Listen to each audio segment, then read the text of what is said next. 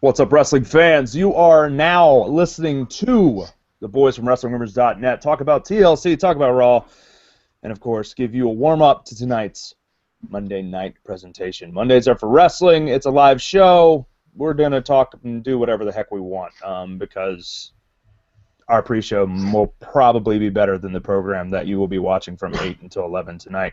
Joining us tonight is, of course, Mr. Alex B-Song, joining us again, actually having a little bit of voice left to talk with us. What's going on, buddy? The voiceless has found some voice. I've got a little beanie on supporting Canada, our hat up north, and then we got some official WWE merchandise shop, the company's website right here, so go get that, $20 or something. Support a good cause. Oh, yeah. That's actually Pro Wrestling Tees where you can get that. Mm-hmm. For people that are wondering, that's not on WWEshop.com, no. That is one of CM Punk's new shirts there, and Alex is sporting it proud. Mr. Chris Walter, how you doing, buddy? I'm doing all right. I'm curious to see what Canadian gave Alex the permission to wear a beanie today. That's usually my stick. It certainly wasn't our Prime Minister, so there's some explaining to do, B-Song. I'm not your buddy, guy.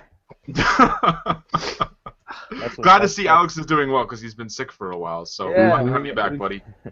We got to give some shout-outs to our fallen brethren. Mr. John Alba is concussed from his little accident that he was in yesterday. I hate that he couldn't be on the show last night or today, but we want to give some shout-out and some love out to Mr. John Alba.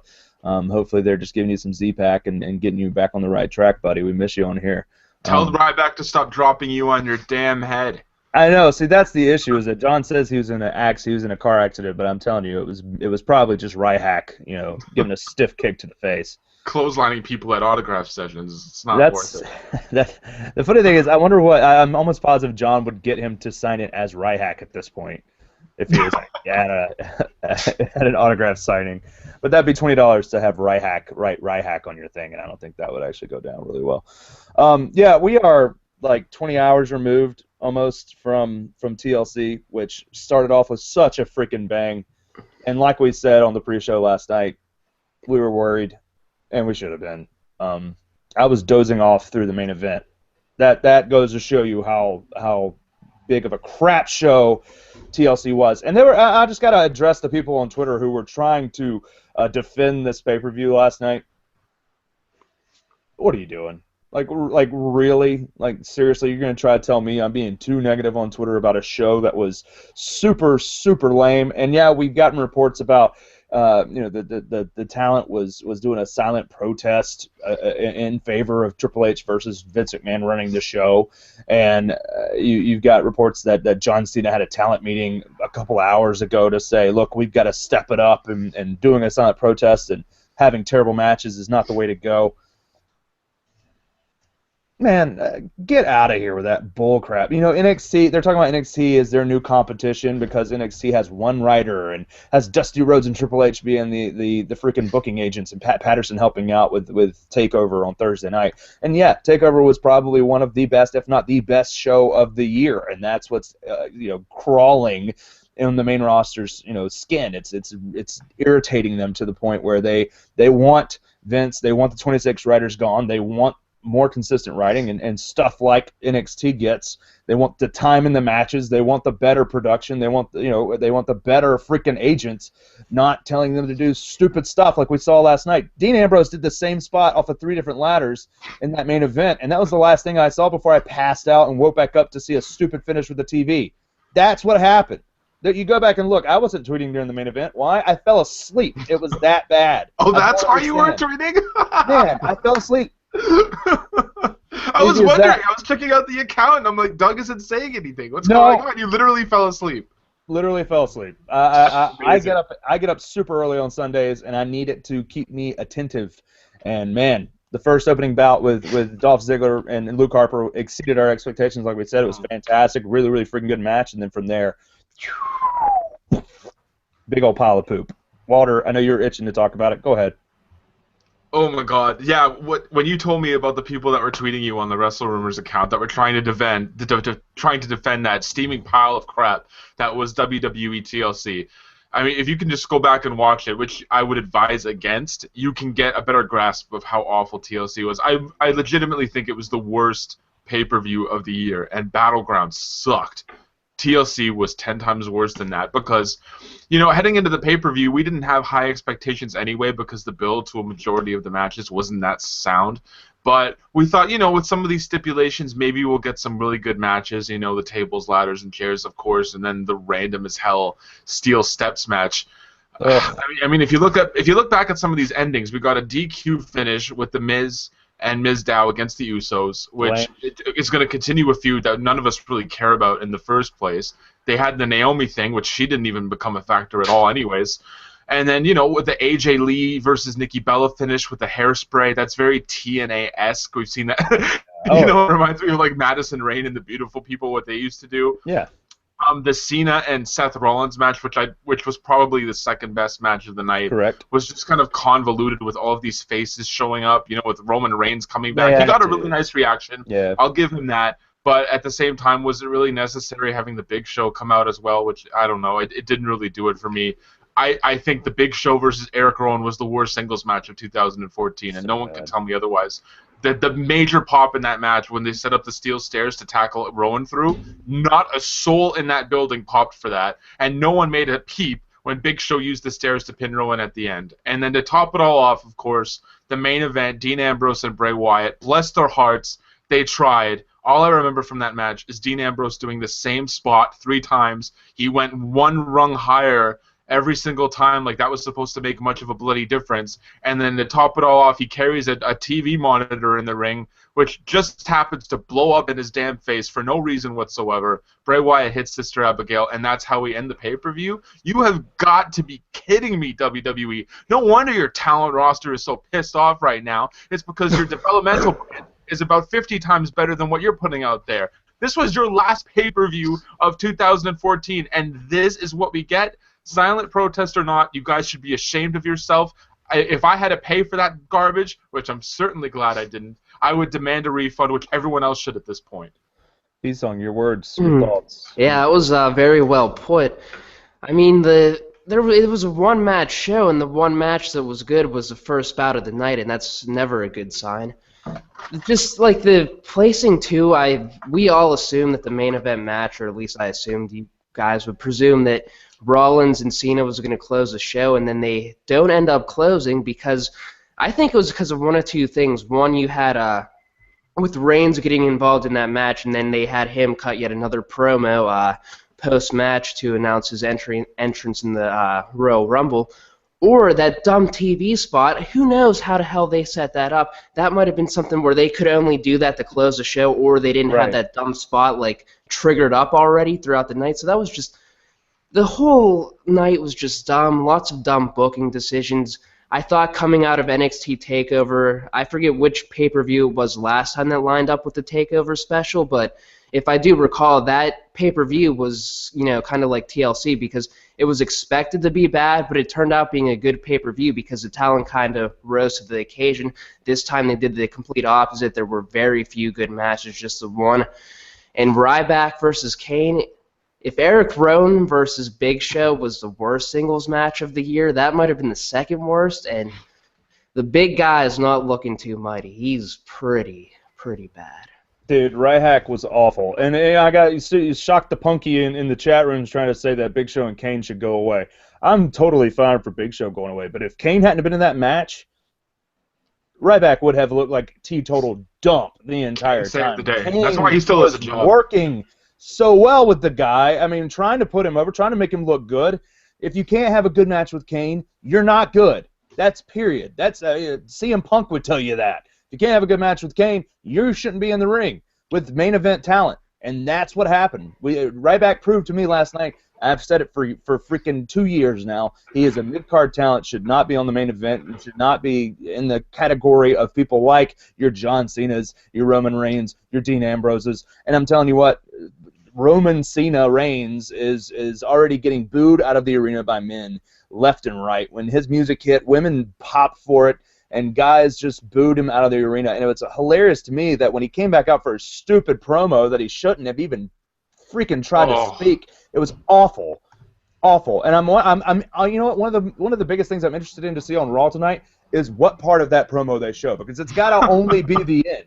They cannot show that entire promo again. They can't. It was that bad. They're editing Nikki Bella's promos. For the love of God, they've got to edit Roman Reigns, because that thing was just poop spewing out of his mouth, and he's not good on the microphone. He should not be there yet. He shouldn't be talking in general. He should have either a mouthpiece or just keep him as like this silent badass. Yep. Kind of like what Goldberg was in his early WCW days. Let him just go out there and beat the crap out of everybody, and that will get the men and the women behind him. Not what they're doing with him now. Yeah, I mean, it's one of those things where, for me, the pay-per-view was crap. I liked the first match. The rest of it just didn't hold my attention. And you know, one of the matches we're not even bringing up right now, which I probably would have put as bad as Show and Rowan, if not worse. And you're saying, you know, you're trying to say Ryhack and Kane there, AB. No. The Swagger Rusev match was boring as crap, and we've seen the same exact angle from these guys before. I don't understand why we're just rehashing this stuff just because Sheamus is out with an injury. I don't understand it. Why was that the second last match on the card? It was awful. Who booked that? They're trying to book Rusev as this monster heel, but you're doing it with guys like Jack Swagger. Yeah, Sheamus' injury really cost them there. There was nothing else they could do. Because that would have given us a fresh feud with Rusev, and it would have made Rusev look even better. Well, it looks like we're going to get a Jericho-Rusev feud now, if anything we can take away from the highlight reel segment tonight, which would be good. I mean, Jericho's a credible name, and he's obviously going to put Rusev over, so hopefully something comes of that, because, we can't do another Swagger feud. We can't do somebody he's already beaten before. It makes no sense. I mean, it's so bad. Okay, will you guys agree with me, taking out of the picture Baron Corbin versus Dillinger, because that was more of a squash than anything, was the worst match at NXT TakeOver just as good as the second best match at TLC? Yes, and I would, like, what match would you have said is the second worst on the card? Probably the Dragons and the Vaudevillains. Yeah, it was a tag team match, and they didn't have near as much time as everybody else either. And it was still good. it was a good match. Good, yeah. So yeah, I mean, if you're talking about the NXT Tag Team Championship match being the second worst match on the card, then yes, I would have rather watched that again than literally 80% of the card. Mm-hmm. And like when I said earlier, like Cena and Rollins wasn't so bad. The ending where they basically did like the Royal Rumble rehash, where they both went when they both went through the table. I thought, did that really need to be into that match? You know, they could have easily just gone right to the Big Show Roman Reigns thing without having to do a double table spot. The funny thing to me was that Rollins was supposed to have gone through that announce table. I don't care what anybody says. That was supposed to be the end of the match, as far as the match goes, in my opinion. Like that should. How would that have worked with the Reigns thing? Then they would have just. It looked like they were pulling at strings. Like I figured they were going to do the Big Show and Roman Reigns spot at some point. Didn't necessarily have to be during the match. They did it during the match, but. To me, it looked like he was supposed to have gone through that thing, because Cena looked like he was irritated that he didn't go through the freaking table. So maybe it was just a post-match attack that they were going to do. Right. Which scares me too, because I don't think I think we could very well see Reigns and Show face off at the Rumble instead of Reigns and Rollins being so soon. I agree, and you got Orton supposed to return here soon, maybe tonight, and he's supposed to be feuding with Kane going forward. So I don't know, man. I don't know what's going to happen, but it's definitely not going to be as good as NXT, and that's their issue. And, of course, what we were talking about earlier, if you haven't read the reports on WrestlingRumors.net, you can get there. You can read them now. You know, have our window open and go check it out. But I can tell you what it says. You know, the talent was pissed off that they're not getting the same treatment that that NXT is getting as far as time in the ring and the creative continuity. Because it's one writer and Dusty Rhodes and Triple H and you know and a couple other agents that are helping out. You've got 26 writers on the main roster every single week. They put out scripts, expect people to remember their lines, and then change the script right before or during the show.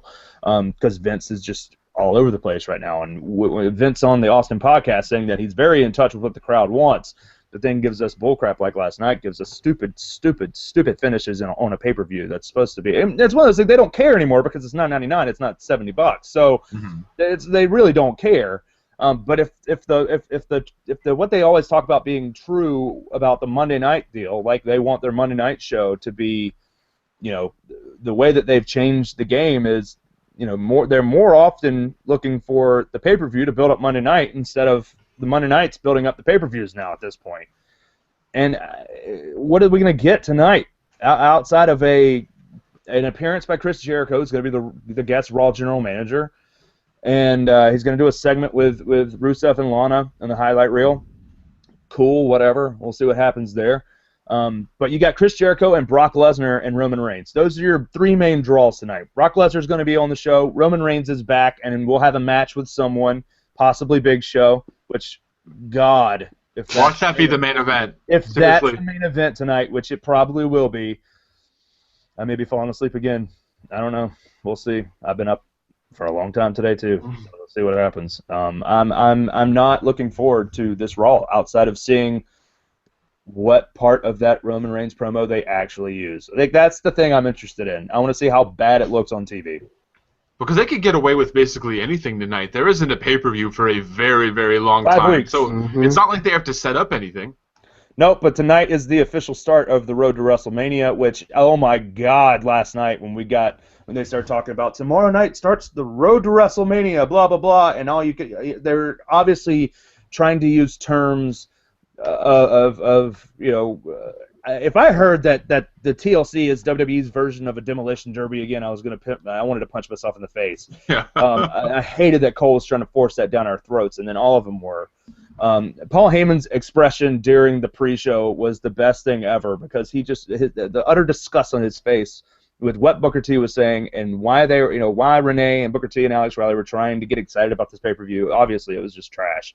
And Paul Heyman even threw out a reference to CM Punk's nice little podcast with Colt Cabana saying that, I don't know if you've heard this, but Ryback hurts people, and I thought that was really, really funny.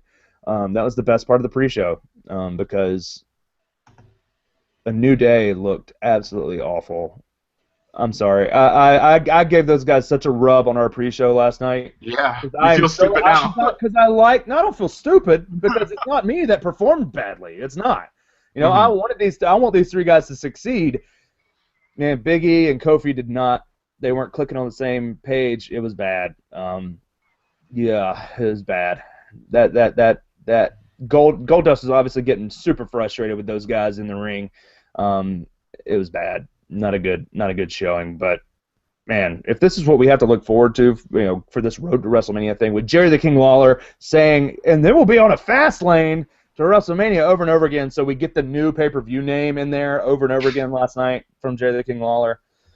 My God, I can only imagine what's on tap for this road to WrestleMania. And one of the guys that I know that works for WWE told me, as I said, look, like, why are they not doing something with these writers? Like, why are the writers still employed? Basically, is what I said. And he said, just hang in there because WrestleMania should be good. Like, just hang in there to the road to WrestleMania. Well, I'm hanging in there, man. I just don't know how much longer I can hang in here because it's just not good. And for me, and what we've talked about on numerous occasions, maybe the loudest message we can send is just turning it off and not watching. That's what I've been doing as of late. Yeah, you got to watch it illegally nowadays. Yeah, that way they don't get the ratings, right? No, it's true. I mean, I noted on the pre-show last night, I haven't watched a full episode of Monday Night Raw in several weeks now, and it's not because, I have other outside projects that I'm working on, but I just don't feel like I need to watch wrestling anymore. And something that me and Doug touched upon, there's, what I miss in wrestling is the cliffhangers. Like, WWE Monday Night Raw doesn't really leave us with anything to, wet our beaks heading into the following week. At NXT TakeOver, the big selling point was Kevin Owens attacking Sami Zayn. Okay, now that piques my interest. Now I want to see what's going to be happening on the next, few weeks of NXT programming. On Monday Night Raw, what we usually get are these big multi-person tag team matches where the face team usually goes over and they stand tall to end the show, or the heel team stands over their fallen faces, and then we're supposed to want redemption for the faces heading into next week. Like, that doesn't do it for me anymore. And just a quick note, I listened to the Grantland podcast with Shoemaker and Peter Rosenberg, Yeah. They were talking about Roman Reigns, and one interesting point that they made in comparison to a former WWE superstar is that Roman Reigns is very, very close to being on that kind of Rocky Maivia teetering turf where the fans, when the fans started bringing out the signs and the chants "Die Rocky, die," and Right. that just automatically made him a heel. I feel like Roman Reigns is on the verge of getting there, if only because I mentioned this in our little chat earlier. IWC, us, we do not want Roman Reigns in this spot right now. And that's going to hurt him heading into WrestleMania at the Royal Rumble, especially in front of a really vocal crowd in Philadelphia. We might be getting another Batista moment where the fans just don't give a damn about Roman Reigns. He may start getting booed out of the building, even worse. They're going to tonight as, he's literally the number one image that you see when you look at the 5-point preview on WB.com. He's the final point that they make, that he's the biggest dog in the yard, and that he's now back. He's the 2014 Superstar of the Year as voted by the fans, and that he's there to be the big guy. And of course, the last thing that's said on the 5-point preview is who will be the first to challenge this returning powerhouse. Got to watch Raw to find out. So he's definitely going to be wrestling in the main event tonight. It's just about who's he going to face. And of course, just who cares? It's going to be Kane or Big Show or Seth Rollins. Like that's going to be the deal. And I could not care less. And the other things on the 5-point preview for tonight, if you want to talk about that a little bit, they actually teased that AJ Lee is done in that 5-point preview. She probably is. Which we're talking about, the fact that AJ Lee may be done after last night, and we'll have to tune in tonight and see what happens. But the 5-point preview set it up as Nikki has now raised the bar in the Divas division. Who's going to step up to take her out? That's what they said? God. Oh, that's in the 5-point preview, buddy. Oh my God. She's raised the bar by it pays to be spraying sleeping something. with John Cena. Yeah. Sorry, Now- it sounds like such a marky thing to say, but I guess Nikki Bella would talent not can be in be this spot. sexually transmitted. Yeah, well, it wasn't even. It wasn't even transmitted. Or pushes can be sexually transmitted. Yeah, you get the same damn top tier push where you could do literally anything and not fall off your perch. So. Yeah, and of course we're gonna keep getting Ambrose and Wyatt. Just God, how bad has shoved Ambrose down been our treated throats. lately? Oh my God, how close are we to just saying to hell with Dean Ambrose, because it's like they've done absolutely nothing with this guy, based off of the reactions he gets from the crowds. In the months prior to Survivor Series, before this whole Bray Wyatt spiel, Dean Ambrose is just. I'm not a fan of the way they're treating him right now. Yeah, they're doing it on purpose. They are doing it on Reigns purpose. is It's, coming up, so they don't want to have a repeat of, Daniel Bryan stealing Bautista's spot like last year, even though Ziggler may do it. Well, it's worked this time. well, that's exactly right. They're trying to squash this guy's organic growth as a fan favorite, and man, it's obvious. They did the same thing. They tried to do it with Daniel Bryan. It did not work. They did the same thing with Cesaro. That's completely obvious. They did the same thing with Bray Wyatt going into WrestleMania. Bray Wyatt had lost the least amount of matches in 2013. Was getting organic fan base. People were cheering for him when he was supposed to be a heel, and of course they pit him with Cena to make him a main eventer, and Cena squashes him. It's just one of those things where they're just killing organic growth right now because they want their guy, Mr. Pretty Boy Roman Reigns, to be the next John Cena. It's completely obvious, and they're just going to keep forcing it down our throats as much as humanly possible. And if you guys are watching us, we got a nice little turnout here on this program tonight. Thanks for watching. If you're in our chat room, if you're not in our chat room, get over to WrestlingRumors.net. Get in our chat room. If you're following us and you're on Twitter and you follow us on Twitter, tweet us some stuff. Let's get the fans to talk to us about what they're looking forward to tonight or what they're not looking forward to tonight. Tell us your thoughts on Roman Reigns. Tell us your thoughts on Dean Ambrose and the lack of creativity that they did. I'll tell you one thing, man. Bray Wyatt was just simply a punching bag last night, and they used Bray Wyatt. We talked about the fact Bray had to win. We talked about this last night, Walter. You said Bray has to win because it's his first big match since returning in a singles match that's not a promo for a match. Yeah. Because that's what happened at Survivor Series. So it's his first big match. He has to win because you're trying to build this guy back up. He's going to be facing The Undertaker at WrestleMania from what we hear. They want him to look big going in. So they're giving him momentum left and right. Yet he didn't do much in the match. And that, to me, the way the match was booked last night with the stupid finish and the fact that it was Dean Ambrose just unleashing on, unloading all these stupid gimmicky moves and spots on Wyatt, it made Wyatt look super weak the entire time. I can't remember one thing he did in that match. Wyatt looked so weak until the finish. There wasn't even like ring psychology like their last match either. No ring psychology.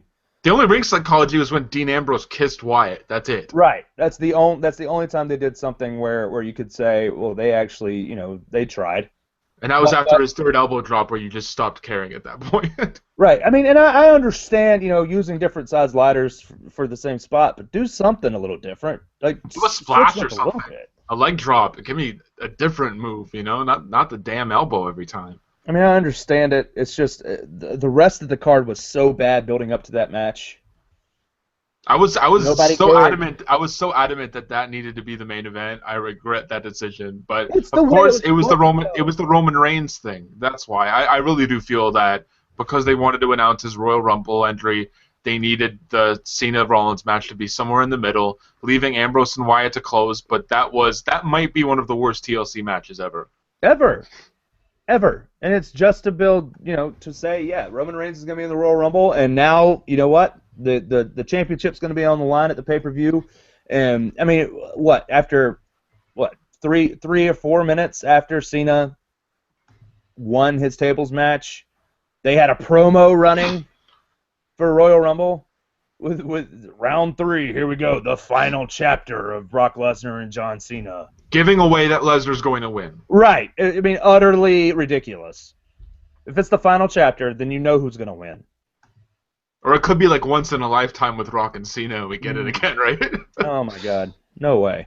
And for people that are thinking maybe we get triple threat at WrestleMania, they're not doing a triple threat at WrestleMania. They're not going to do two triple threats in a row. It's not going to happen. Have they ever done that before? 2 triple threat matches for the title in a row? No. I'm trying to think. No. No. Well, they've rarely done triple threats in general, so yeah. And that's to keep somebody looking strong while they're trying to get someone else that they believe is a smaller guy to win the title. Unless they figure out that they really It happened in can't do 2004, and it happened in 2014. They wanted the small guy to win the title, and so they put him in, they added the small guy that the fans were up high on to the 2 big name guys, and that's what happened. Chris Benoit and Daniel Bryan. Well, it's not going to happen, but I really would like if Cena were to beat Lesnar at the Royal Rumble, Rollins cashes in, beats Cena in the rematch at Fastlane, and then we get an all-Shield main event at WrestleMania. I mean, I think that would work, and that would make us happy, but there is a 0.00 chance of that happening. So. Well, here's a question from Ed. Ed's asking, do we think that there needs to be a stipulation on the Royal Rumble match between Brock Lesnar and John Cena? If so, what step? I've been saying from the get-go that these two need to have an I Quit match, just because you would have literally no friggin' clue as to who would win. Just because Cena never give up, never hustle loyalty and respect and all that stuff. And they teased that big time the last time. Yeah, I wrote an article about that. I was like, this is going to be an I Quit match, but maybe that pushes creative back into such a corner that they can't get out of it because how do you book that finish right with Cena and Lesnar? But no, I don't think there's going to be a stipulation. I think they're just going to do a straightforward match at the Royal Rumble, and that'll be hopefully the end of this feud. Yeah. Yeah. I mean, oh my God. Oh, this is like so annoying that we're talking about all this stuff, and we're so. But it's one of those things. Like, well, Scott's asking us on Twitter, would we rather see Randy Orton take on Brock at WrestleMania? Yes. I would. Yes. I would all day long. To me, when Randy Orton comes back as a face, he's going to be high on the list of things. I mean, the fact that they ran the RKO out of nowhere, freaking Vine thing, and it won on the Slammies on Monday. The place erupted when we saw the RKO out of nowhere things. Randy Orton's going to be hot when he comes back. and they need to capitalize on it. He needs his rematch. He has not had a rematch since WrestleMania for the title. It has to happen. When is the question? And we've never got Orton versus Lesnar before, so it's at least new. But I don't think we will. I don't think we'll see Orton versus. I can't believe they've never pulled the trigger on that match. Like, it's crazy. I mean, maybe it could be explained before because Orton was a heel, but now he's arguably one of the biggest faces in the company based on how he left. So why not do Lesnar versus Orton? I thought the Royal Rumble would have been a perfect time, but I guess we're not getting that. You know, we got another question coming in. You know, do we think we see another authority figure set leading into Mania? Like, does the authority get reinstated, or is there a brand new authority figure that reigns supreme going into Mania? All signs point to Sting versus Triple H. Yeah, they'd have to do Sting if anybody. Yeah. No, okay, you mean like their match at WrestleMania being for some sort of power position, right? Correct. Right. Yeah. Like, you know, so that's definitely what's going to be the case. I mean, I don't know how else they would do that, but the John Cena being the one to reinstate the authority, like the authority. The only thing that makes sense is turning Cena heel to bring the authority back in, and that's not going to happen. Yep, not happening. So, you know, again, we've said it 90,000 freaking times. If John Cena turned heel, there would be so many creative things they could do. But they're just not going to do it. They're not If there was ever a time to pull the trigger on a Cena heel turn, please, it would have to be now. Oh, and we say that every time. And even that, I don't even know if that would save this company at this point. It's one of those things where that it needs to happen. Are there going to be any NXT guys in the Rumble? Yes, I guarantee you Adrian Neville will be in that Royal Rumble. What spot he's going to be in, I don't know, but Adrian Neville will be in the Royal Rumble. The Ascension will likely be debuting at the Royal Rumble, if not before. Dude, we could see the Ascension tonight. Maybe. I don't know. I would probably say the Rumble when They should at least put their vignettes on for once. Why? I have no idea. Why would you wait until SmackDown to put the first vignette for like one of your like actual like reputable tag teams that are in the waiting?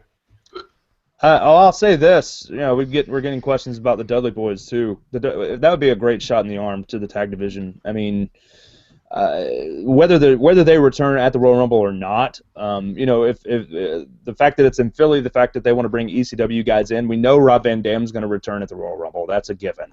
But as far as who else is going to return ECW guys, I could probably see Tommy Dreamer stepping in the ring, and then maybe Bully Ray, maybe Bubba Ray Dudley comes back. But the thing is how do you bring the Dudley Boys into the Royal Rumble?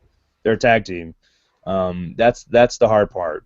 Do you bring them in separately and work the match, or do you bring them in together? You can't do that. It's the Royal Rumble. So I would love to see them challenging for the belts at WrestleMania. I mean, give the titles to the Ascension and give me Ascension versus the Dudleys in San Francisco. I would love it. It would be sick if, like, you know, like whoever it is, whether it be like Devon or Bubba enter first, and like they have, like, you know, like the people already in the Rumble immediately team up on them, and then the next participant as they're about to be eliminated is them. They would pop humongous in Philly for that. I mean, that's something I would want to be there for. Yeah, you're going to be there. John's going to be there. Frank's going to be there. You're going to have a good time, man. You're all going to be there? They're all going to be there, yeah. Son of a gun. Bring a show to Toronto, WWE. No wonder I don't like you guys right now. Sometimes they do. Sometimes when they feel like it. You know. When they feel like crossing the border and paying those fees and whatnot. And I mean, some lucky Canadians got to see Rock and Hogan go at it there, Walter. I didn't actually get to go to WrestleMania, but I did go to the fan access thing, and that turned me off of Ric Flair because he was a complete asshole to me. There's your Walter story. The Ric Flair, I lined up for about half an hour to see him. I was one of the first, and it was still a super long line. He didn't even acknowledge me. He just kind of just, like, I was talking to him, trying to ask him questions. He was just like, da-da-da, and then he pushed my magazine to the side with all of the wrestlers' photos, and he just was like, screw it. So this was, what, 2002? 2001? Yeah. This is a long time. I was still in high school, yeah. High school or middle school? Middle school, yeah. Oh, wow. Young Bucks, yeah. Just 2002. I know Ric Flair is a Carolina boy, but not my cup of tea, Flair. Next time, talk to me. I was super surprised that they didn't use Flair at all for the Slammies this past Monday in Greenville. But Charlotte got a huge reaction when she came out. Was he there, Flair? He was backstage. They didn't use him, though. No? No. They didn't use him in the pre-show. They didn't use him in any backstage segment or anything. But Charlotte was there, and, of course, Charlotte got squashed. But She got a huge Of reaction. course, Charlotte got squashed. Ugh, poor thing. Bring her up, man. Yeah, who's gonna face Nikki now anyway, right? So bring up what happened to Charlotte. Paige? Like they put so many stars and like not even on this card for TLC, and it was still shat. Cesaro, the new Cesaro. and improved Fandango got shafted again. I honestly, I even tweeted before the show started, like when the show started, I said, you know what would surprise me, or you know what would surprise me? Cena losing tonight. You know what wouldn't surprise me? Cesaro coming out and jobbing to Fandango. Like, I fully expected that to be a filler match in there somewhere, but they didn't do it. Cesaro is in such a doghouse, and I don't know why, other than the stupid. If he's in trouble for saying what he said about John Cena and Randy Orton, that's the only thing I can think of. Should we But he is totally getting punished for something, and we just don't know what it was. Should we compile a list right now of guys and girls who they've just kind of dropped the ball with, because Are you kidding me? Because there's so run out many. of fingers. There's You want to start? There's more than what you can count on your fingers. Cesaro, Ryback. Page. Don't say Ryback. Oh, no, Ryback They is dropped easy. the ball on Ryback. No, no, in they did not. 2012 they did. No, In they did 2012 not. they The guy did. dropped the ball on himself. In 2014 he sucks. did, He but not in sucks. 2018. Ryback sucks. He sucks. He's bad. His stupid coked out face when he's doing his stupid little, stupid faces that he does. He has pyro that's not pyro. It's just noise effects in the back. Like, come on. The guy's Budget cuts. It's budget cuts. Well, they should have booked him. They should have picked him to go over Mark Henry at WrestleMania, but that was a mistake. But he's still bad. So we have Cesaro, we have Page. Johnny Curtis could be a hell of a lot more than he is now. The guy has Curtis the look. Axel. He's Fandango. Curtis Axel. I think he could have been more than he was. He was Intercontinental Champion. Big E. Big E. Yeah, Big E. And you can even put Ambrose in that category now. You can put Brodus Clay on that list. Brodus Clay, sure. You could say Emma, but that's just because of her dumb gimmick. You know what? Emma's a great worker. Good worker. Yeah, she's a good worker, but her gimmick is stupid. And she's a stupid blonde, and that's what I mean. Again, it's these stupid gimmicks. Adam Rose is not a bad worker. Yeah, he's great. Crap gimmick is what the issue is. Jazz said in the chat too, Bo Dallas. I mean, he got hurt. As soon as they ended that streak, he was just done. Yeah, he should have never lost to R-Truth. That was bad. That was a bad error in judgment. Naomi too. She was, on the verge of being the next Divas champion. Yeah. They completely stopped that for some reason. Yep. I'm so glad that Ziggler and Sandow, who were stuck in this mid-card, utter terrible gimmick bullcrap for half the year, they're the two most over guys in the company right now.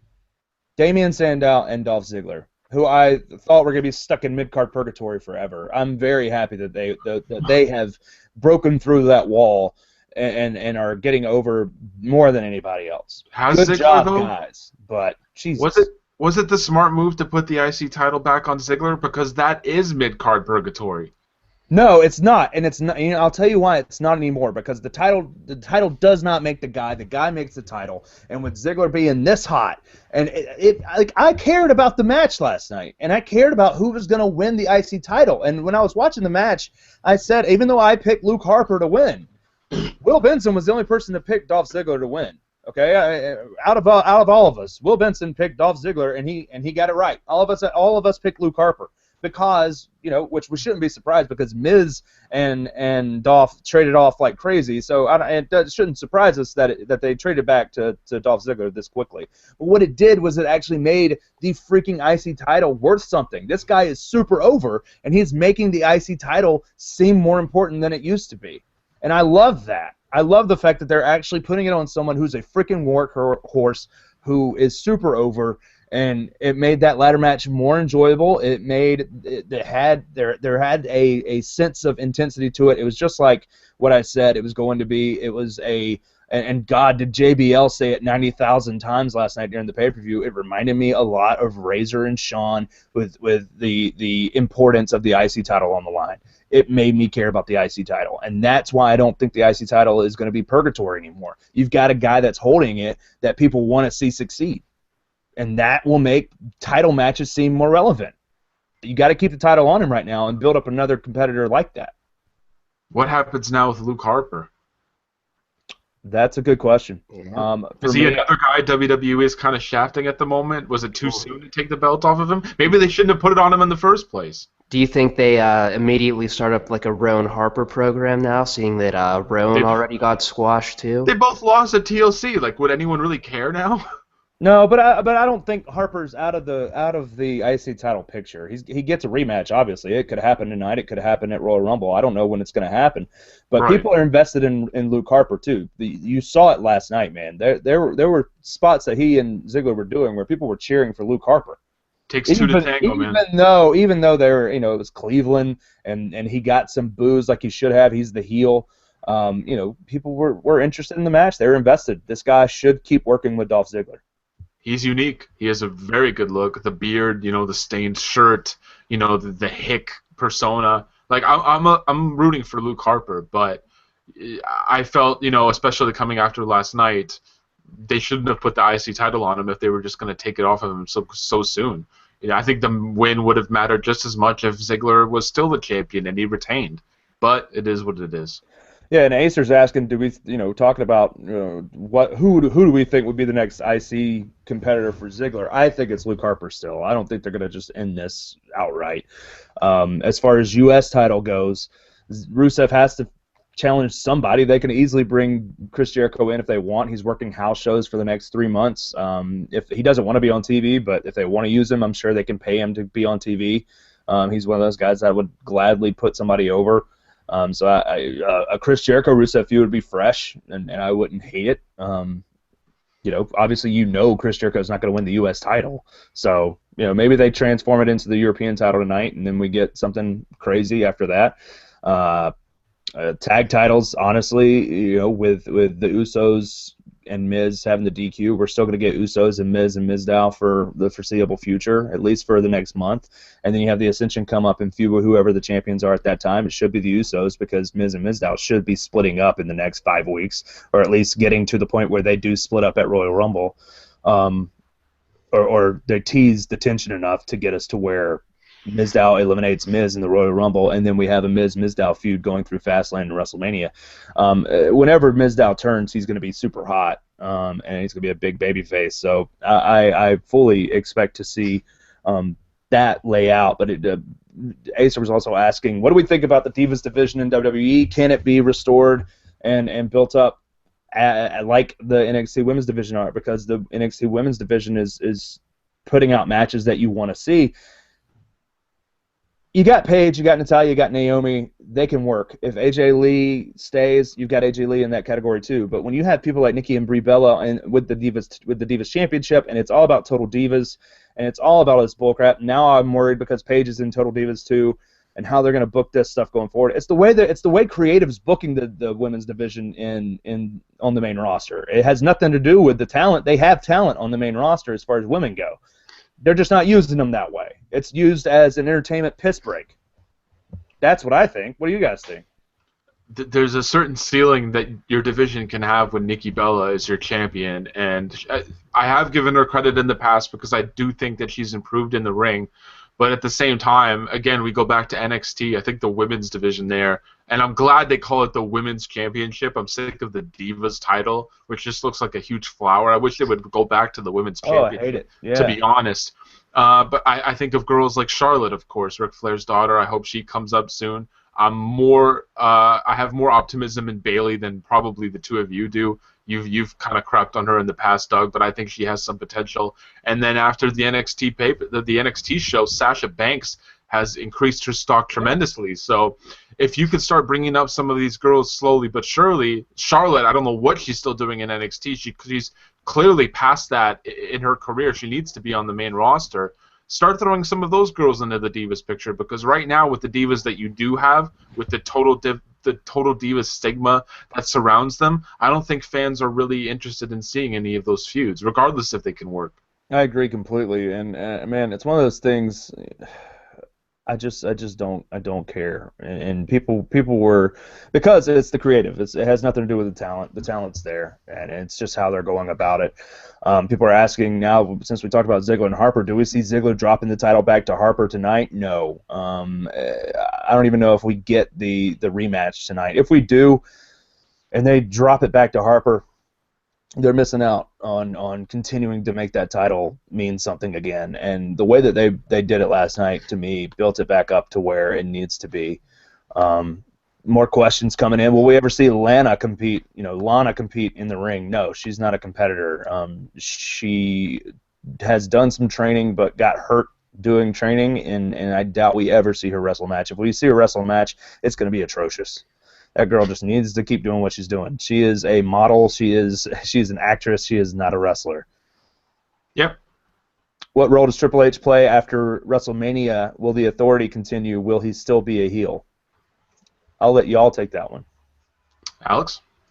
I think he'll still be a heel, and like we said, there's a good chance that just with that whole Cena is the only person to put them back in the power. You just still have that thing in the back of the head that somehow, even if Cena doesn't have to turn heel, that they're going to come back in the power somehow anyway. I think he's going to stay as a heel for at least another year or two before he probably has some retirement match in which he does work as a face, because we thought we got that with him and Lesnar at SummerSlam, but he's still working. He's going to work Sting. He's still got a lot of ring years left in him. So I think he's going to be a heel for the time being, but I don't really care about anything. He'll certainly be a heel heading into WrestleMania, especially if that Sting match happens.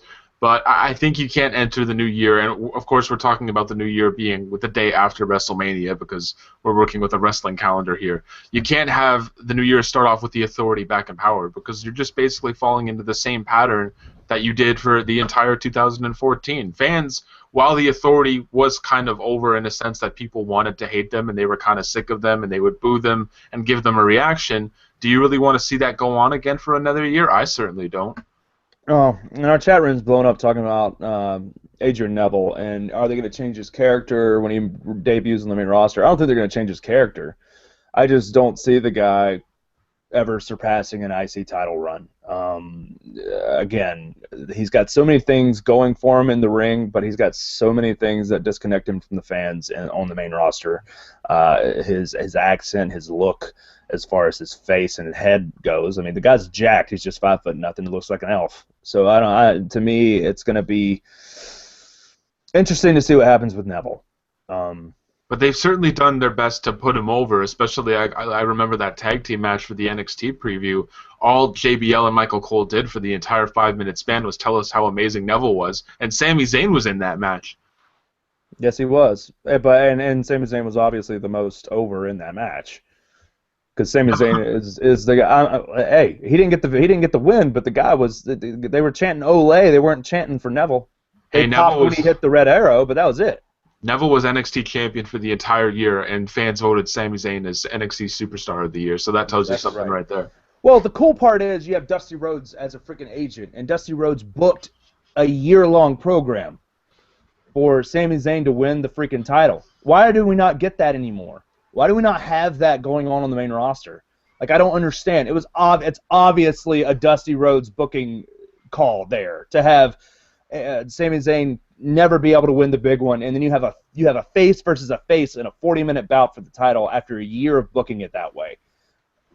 Obviously Dusty Rhodes. Obviously the way that they go. I mean, having everybody come out and pick Zayn up after the championship win on Thursday night and everything, the way they turned Kevin Owens at the end had Dusty Rhodes all over it. It was a Dusty finish.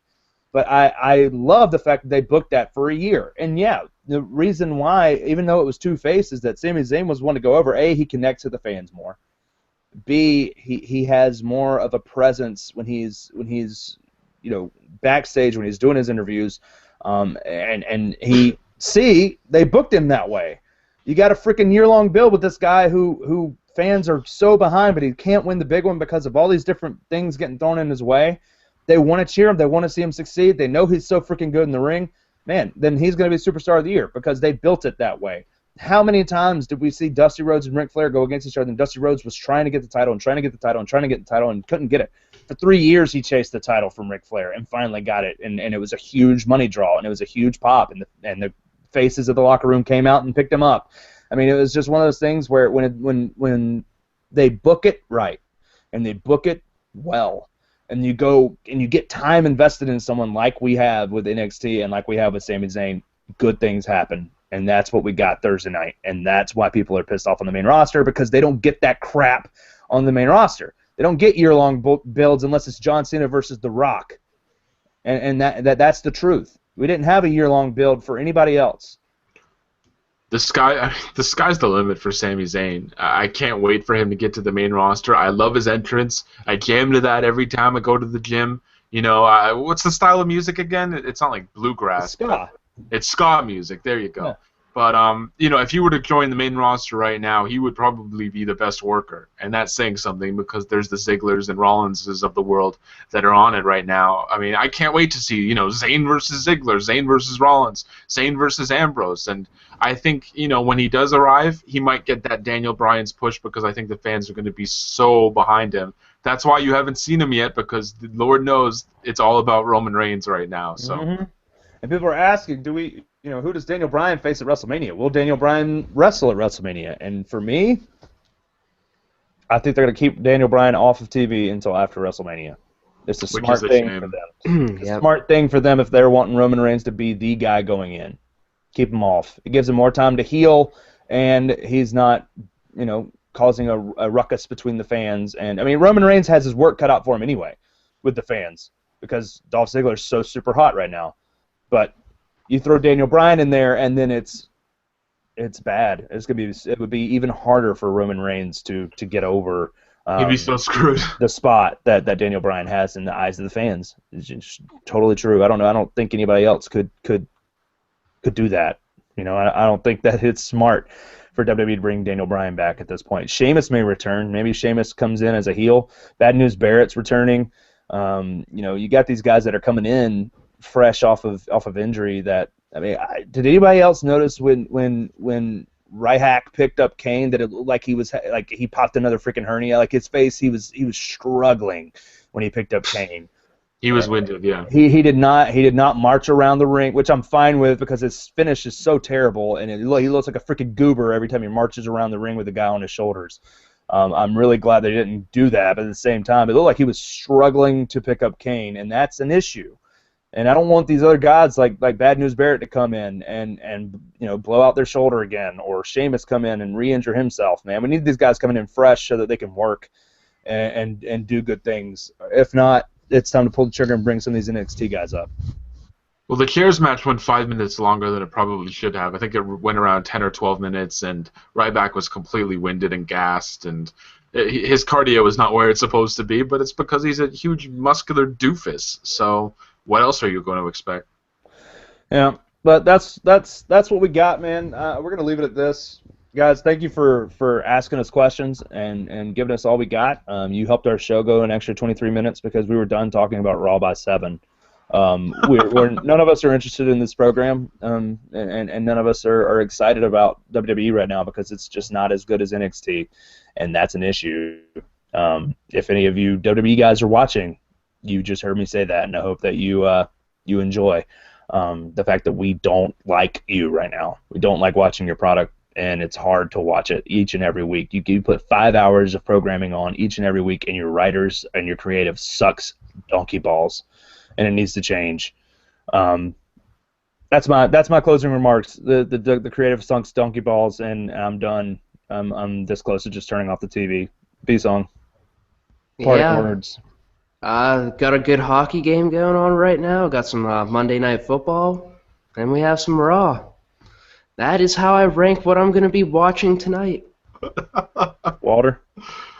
I'm going to be watching the Toronto Raptors go for a second straight win against the Orlando Magic. I have zero interest in turning on Monday Night Raw tonight. I don't care if Roman Reigns is there. I really don't care if Brock Lesnar is there because he hasn't been there in forever. Jericho and Rusev in the highlight reel doesn't interest me in the slightest. I might turn it on sporadically, so don't expect major tweets from me. But, WWE, you're becoming more of a chore than you're worth right now, and please do something because I'm rooting for you guys. As negative as we are on this show, we want WWE to be good, but you're not giving us anything to be happy about, so I'll just leave it at that. Yep, you can follow me at Doug O'Mac or at WrestleRumors. I'll be live tweeting during Raw tonight. Hopefully it won't suck, but you know what? If all you guys are live tweeting with me, it won't suck as bad. because your interaction is always fun. I enjoy hearing your thoughts on the show as well while we're watching and giving our opinions on it. So follow me at WrestleRumors. We're going to be tweeting during the show, and then, of course, watch Wrestle Reaction on WrestleReaction.net, WrestlingRumors.net, WrestleZone.com. Afterwards, I'll be joining Frank Manzo. We're going to talk TLC, and he's a lot more positive about it than I am, so we're going to have some good back and forth about TLC. And then, of course, we'll break down Raw and these appearances from Chris Jericho, Roman Reigns, blah, blah, blah, Brock Lesnar. We'll see what happens during the show. Go watch Raw at 8 o'clock. Live tweet with me at WrestleRumors. You can follow AB at GlassModeALB. Of course, you can follow Chris Water at Water Sports. Follow me at Doug O'Mac, and we'll catch you on the next one. Peace.